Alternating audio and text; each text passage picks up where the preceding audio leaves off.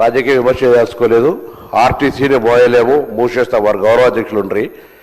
కంప్లీట్గా 45,000 మంది ఉద్యోగులను వేటు వేస్తున్నామని చెప్పేసి రకరకాల అంశాలను ఆర్టీసీకి సంబంధించి బస్సులు కొత్తది ఒకటి కొనకుండా 10 సంవత్సరాలు ఒక కొత్త నియామకం చేపట్టకుండా అన్ని రకాలుగా ఆర్టీసీని నిర్వీర్యం చేసిన తర్వాత వచ్చినటువంటి ఈ ప్రజాపాలన ప్రభుత్వం ఆర్టీసీకి సంబంధించినటువంటి అనేక అంశాలు ఆఖరికి గత 10-15 సంవత్సరాలుగా వివిధ కారణాలతో సస్పెండ్ అయినటువంటి ఉద్యోగులకు కూడా 3-man కమిటీ వేసి మానవతా దృక్పథంతో 250 ఉద్యోగాలు కూడా ఇచ్చిన అధ్యక్ష తిరిగి.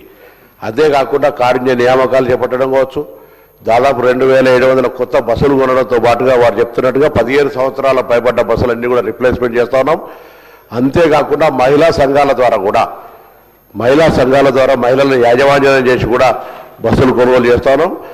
మహిళలు బస్సుకు సంబంధించినటువంటి ఉచిత బస్సు తర్వాత కొంత డిమాండ్ ఉన్నమాట వాస్తవం.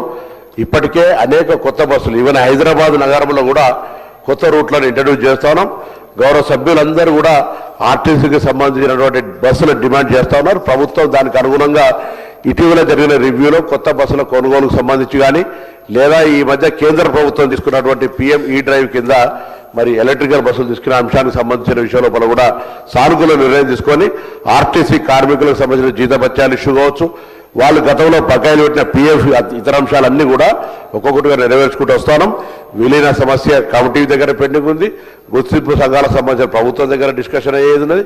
వీటన్నిటికి సంబంధించి ఆర్టీసీ కార్మికుల సంక్షేమం ఈ ప్రభుత్వ లక్ష్యంగా, ప్రయాణికుల సౌకర్యం ఈ ప్రభుత్వ లక్ష్యంగా ఆర్టీసీని అభివృద్ధిలోకి తీసుకుపోయే విధంగా కార్యాచరణ తీసుకుంటున్నామనే మీ ద్వారా గౌరవ నివేదిస్తాను.